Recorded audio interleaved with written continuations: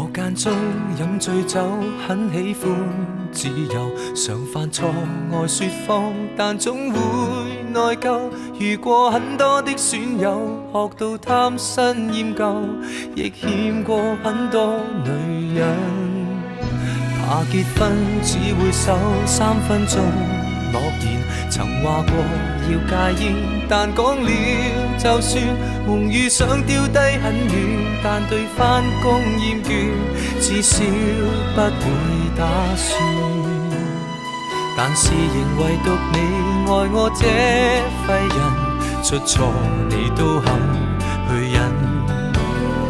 然而誰亦早知不會合襯，偏偏你願意等。為何還喜歡我這種無賴？是話你蠢還是很偉大？